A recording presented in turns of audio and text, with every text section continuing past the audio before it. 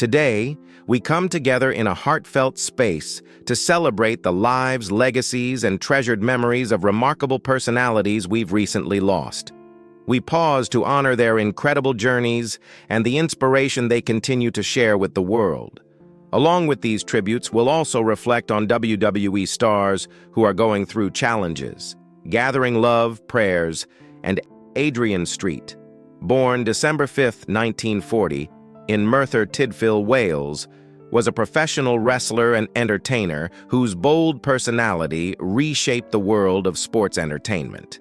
He passed away at 82, leaving behind a legacy defined by creativity, courage, and showmanship. Street began wrestling in the 1950s, quickly standing out thanks to his unforgettable blend of skill, charisma, and theatrical flair. At a time when wrestling was dominated by traditional ideas of toughness and masculinity, he dared to be different. His extravagant makeup, vibrant costumes, and playful, unpredictable persona challenged expectations and brought a new level of storytelling to the ring. Over the decades, Street performed across various major promotions, including the WWF and WCW. He didn't just put on a show, he became the show. Fans loved him, opponents respected him, and many upcoming performers saw him as a trailblazer. His wrestling ability often gets overshadowed by his character work, but Street was a highly skilled grappler who earned multiple championships throughout his career. Beyond the ring, he became an important figure for LGBTQ+ representation in wrestling, whether or not it was widely acknowledged at the time. His willingness to push boundaries gave others permission to express themselves more freely, both as performers and as people. Adrian Street's impact on wrestling is unmistakable. He reinvented what it meant to be a wrestler and proved that entertainment, personality, and authenticity could be just as powerful as physical strength. His passing is a true loss, but his influence continues to shape the industry and inspire new generations. The Destroyer, born on July 11, 1930, and passing away on March 7, 2019, remains one of professional wrestling's most iconic figures. Known for his unmistakable mask and the air of mystery that surrounded him, he carved out a place in wrestling history that few have matched. Originally from the United States, he stepped into the ring in the 1950s and quickly made his presence felt with a combination of skill, personality, and sheer determination. As his career took off, the Destroyer became a standout performer thanks to his technical ability and natural charisma. Fans were drawn to him, whether he played the hero or the villain, and his matches were often the ones people talked about long after the arena lights went down. His success wasn't confined to one region. He gained international fame and captured major titles across prominent promotions, including the NWA and WWF. But the Destroyer's contributions went far beyond his own victories. He was also a respected trainer and mentor, helping shape the next generation of wrestlers by sharing the knowledge he gained over decades in the ring. Outside wrestling, he became a familiar face in pop culture, appearing in TV shows and documentaries that highlighted not just his career, but the broader world of professional wrestling. When he passed away in 2019, fans and fellow wrestlers alike felt the loss deeply. His legacy, however, continues to live on. The Destroyer's dedication, passion, and unmistakable presence left a lasting imprint on the sport, inspiring countless wrestlers and entertaining generations of fans who still celebrate his impact today. Hector Garza, born on March 15, 1970 in Monterrey, Mexico, was a beloved professional wrestler whose mix of athleticism, charisma, and genuine warmth made him stand out both in the ring and with fans. Coming from the respected Garza wrestling family, he carried on the tradition with pride, building a career that would leave a lasting mark on lucha libre and international wrestling alike. Garza began wrestling in the early 1990s and quickly captured attention with his high-flying moves and energetic performances. He became a major figure in Mexico's top promotions, including Consejo Mundial de Lucha Libre, CMLL, and Asistencia, Asesoría y Administración, AAAA. His ability to draw in a crowd, along with his talent for delivering memorable matches, helped him earn several championships, among them multiple tag team titles and the prestigious CMLL World Lightweight Championship. His impact wasn't limited to Mexico. Garza brought his talent to U.S. audiences as well, competing in World Championship Wrestling, WCW, and later in Total Nonstop Action Wrestling, TNA. These appearances allowed him to reach an even wider fan base, further confirming his reputation as a world-class performer. Beyond his in-ring accomplishments, Garza was admired for his personality. Fans appreciated his charm, professionalism, and the authentic connection he created every time he stepped into the arena. He carried himself with kindness and gratitude, traits that made him not only respected, but genuinely loved. Hector Garza passed away at just 43, a loss felt deeply throughout the wrestling world. Yet his influence lives on, in the athletes he inspired, the fans he entertained, and the legacy he built through decades of passion and dedication to the sport he loved. Yokozuna, born Rodney Anoa'i on October 24, 1966, in American Samoa, became one of the most memorable figures in professional wrestling. A proud member of the legendary Anoa'i family, he was trained by his uncles Afa and Sika of the Wild Samoans, who helped shape him into a powerhouse performer. When he debuted in the WWF, now WWE, in 1992, he immediately stood out, not only for his immense size, but for the striking sumo-inspired persona he brought to the ring. Though Samoan, he portrayed a dominant Japanese sumo champion, a character that quickly captivated audiences. Yokozuna's rise was fast and impressive. He won the WWF Championship twice, first by defeating Bret Hart at WrestleMania 9 and again at the 1994 Royal Rumble, cementing his status as a top star. Despite weighing over 500 pounds, he was surprisingly agile, earning respect for his unique blend of power and athleticism. But behind the scenes, Yokozuna struggled with severe weight issues. Poor eating habits and limited training opportunities caused his weight to spiral, affecting both his performance and overall health. What made him extraordinary in the ring also became the source of his greatest challenges. Tragically, Yokozuna passed away from a heart attack on October 23, 2000, just one day shy of his 34th birthday. His death stunned fans, fellow wrestlers, and especially his close-knit family. Though gone too soon, Yokozuna's influence lives on, both through his relatives who continue his legacy and through the barriers he helped break for wrestlers of diverse backgrounds. He remains a beloved part of wrestling history. Nufalau Joel Sayanoa, better known to wrestling fans as Samoa Joe, was born on March 17, 1979, in Orange County, California. From a very young age, Shanoa was steeped in rich Polynesian traditions. His parents founded a Polynesian dance troupe called Tiare Productions, and as a child, he performed in that troupe, even appearing in the opening ceremony of the 1984 Summer Olympics in Los Angeles. Growing up, he trained in judo, becoming a California State Junior Judo champion, and played football in high school.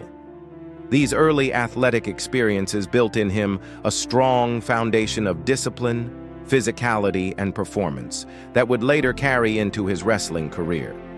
At some point before turning pro, he even worked as a mortgage broker, showing early on that he had both the grit and the life experience to navigate tough choices and real-world responsibility before devoting himself fully to professional wrestling. TNA years, dominance, and undefeated streak. In 2005, Samoa Joe joined Total Nonstop Action Wrestling, TNA, where he delivered some of the most memorable moments of his career. He arrived with a fearsome momentum and quickly carved out a place for himself. For a long time, he went undefeated, weaving through feuds with legends like Kurt Angle, AJ Styles, and Christian Cage. His style in TNA was brutal and precise, His offense was inspired by MMA, but he also had the theatrical flair of a seasoned wrestler. During his decade in TNA, he picked up numerous titles: the TNA World Heavyweight Championship, multiple X Division Championships, Tag Team Gold, and the Television Championship, proving repeatedly that he was not just a flash in the pan, but a cornerstone of the promotion. That era was defining, not just for his reputation as a dominant force, but for broadening his appeal. He combined legitimacy, the strikes, the submission moves, with storytelling in a way few could. WWE Journey: Triumphs, Setbacks, and Commentary Role. In 2015, Joe made a major transition to WWE, starting in NXT, where he continued to win titles, including the NXT Championship twice. His move to the main roster in 2017 held high promise, but it was not without challenges. Over time, injuries began to take their toll. He suffered various physical setbacks, including weight-related strains and past damage from his intense style, which sometimes limited his in-ring activity. In 2020, Joe was suspended for 30 days under WWE's wellness policy, a reminder that even elite athletes must navigate not just injuries, but regulatory and health-related compliance in a corporate wrestling environment. At one point, he sustained a head injury during a commercial shoot, which led to him stepping away from full-time wrestling. Rather than force a comeback while compromised, he transitioned into a color commentator role, allowing him to remain prominent in WWE even as he managed his health more cautiously. His relationship with WWE had its ups and downs. He was released for cost-cutting reasons in 2021, rehired later that year, won the NXT Championship a third time, but was ultimately released again in early 2022. These fluctuations speak to a dual reality: Joe's immense value and respect as a veteran star, but also the precariousness of wrestling contracts, especially for someone who has had significant injury history. For Joe, WWE was both a platform of success and a landscape fraught with uncertainty. All Elite Wrestling, redemption, titles, and new leadership. Shortly after his second WWE exit, Joe signed with All Elite Wrestling, AEW, making his debut in April 2022. This move represented a kind of rebirth. In AEW and its sister promotion Ring of Honor, he quickly regained momentum, winning the ROH World Television Championship and reasserting his place as a top performer. He also formed an alliance that evolved into him leading a group called the Ops, demonstrating not just in-ring dominance but also leadership and a capacity to tell stories with a mix of intensity and charisma.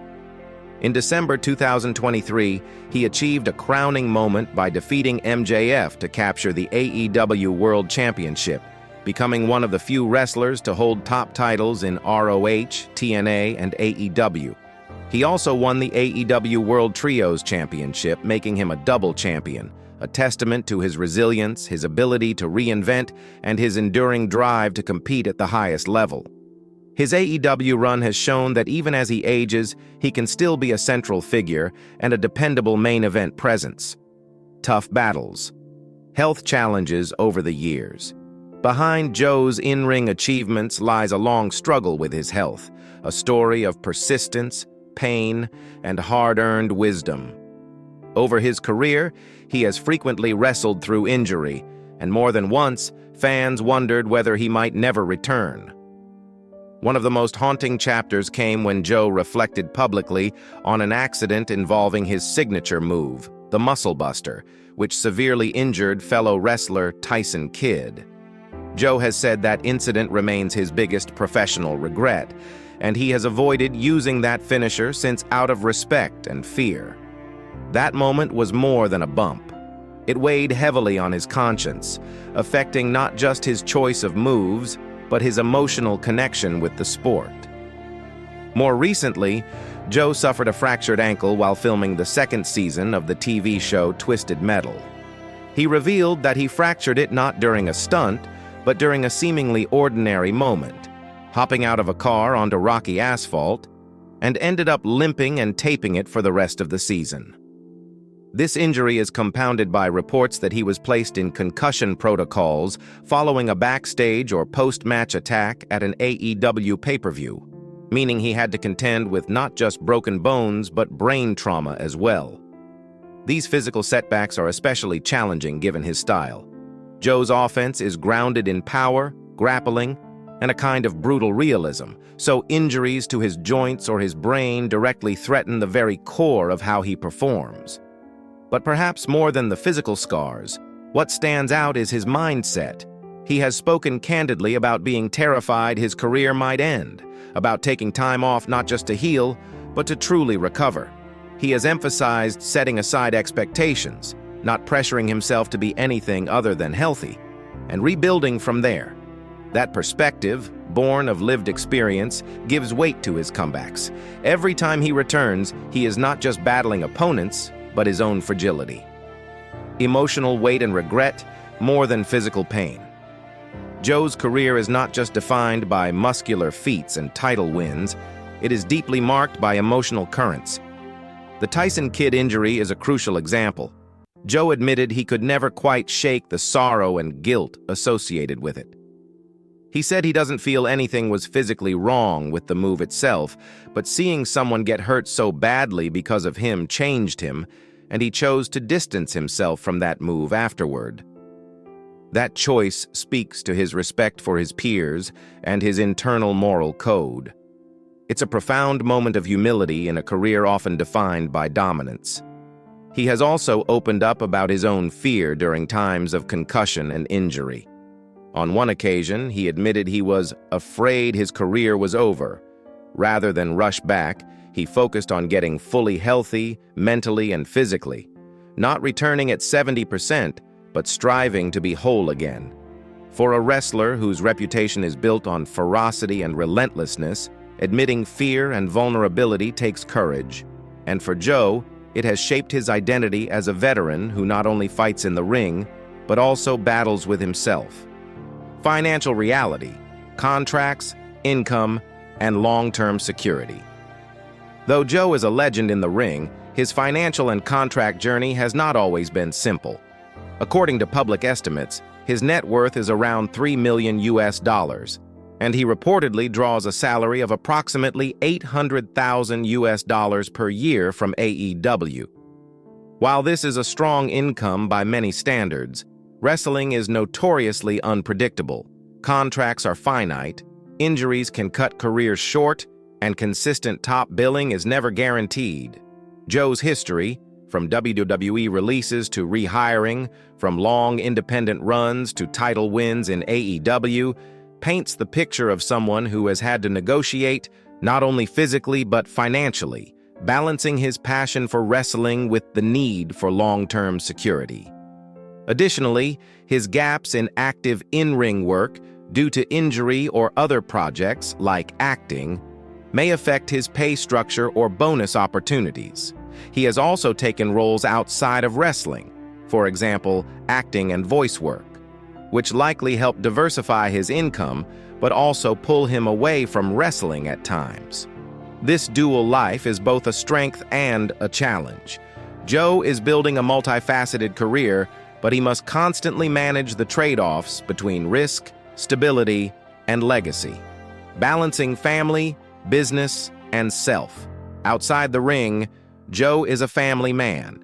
He has been married to his wife, Jessica, since 2007. Through decades of highs and lows, title wins, injuries, comebacks, his personal life has provided a grounding force. Wrestling is notoriously hard on relationships, but his long-term marriage suggests resilience and support behind the scenes. That grounding is important. When he's recovering from injury or stepping away, or even faced with contract uncertainty, he has people in his corner who matter more than the spotlight. His parallel work in acting and voice work also reflects his pragmatic approach to life and business. By diversifying his career, Joe is building a longer runway, not just for wrestling, but for life after peak athletic performance. That, in many ways, is a smart move. He acknowledges that the body ages, injuries accumulate, and the wrestling ring cannot always be the center of everything. His willingness to go beyond wrestling shows a maturity and foresight that many performers admire. What the future holds. Looking ahead, Joe's future is both uncertain and full of possibility. He remains a major player in AEW, but at 46, with a long combat history, it's natural to wonder how long he can maintain his place at the top. His recent health setbacks may slow him down or force longer breaks. Yet, his diversified career path, acting, voice work, faction leadership, gives him options. He may not be just a wrestler many years from now. He could be a coach, a mentor, a creative force, or an actor. And emotionally, he seems to be in a place of reflection. He has spoken recently, in interviews and public appearances, of gratitude, of wanting to protect what matters, and of honoring his legacy while staying sane. He seems keenly aware that wrestling is a privilege, but not the only thing in his life. That balance, hard-earned through pain and persistence, may define his next chapter even more than his past glories. Conclusion: a warrior. Beyond the ring, Samoa Joe, Nufalao Joel Sianoa, is more than just a wrestler. He is a fierce competitor whose career has been shaped by triumphs, trauma, and transformation. From his early days dancing with his family's troupe to dominating in ROH, TNA, WWE, and AEW, he has always stood out for his intensity, resilience, and commitment to authenticity. But behind every slam, every submission, every championship moment, there is a man who has endured broken bones, concussions, guilt, regret, and fear, and who has come back again and again. His financial journey through fluctuating contracts and career pivots mirrors his health journey, full of risk but carefully managed. He has learned to balance ambition with self-care and to prioritize family and long-term purpose over short-term glory. In doing so, he has built a legacy that goes beyond titles. He is a mentor, a leader, and an example of how to be powerful and vulnerable both at once. Ultimately, Samoa Joe's story is not just about being the Samoan submission machine. It's about being human. It's about healing, accountability, and reinvention. And that is what makes him one of the most compelling figures in professional wrestling. A warrior in the ring, but also someone who fights for himself, for what's right, and for his future.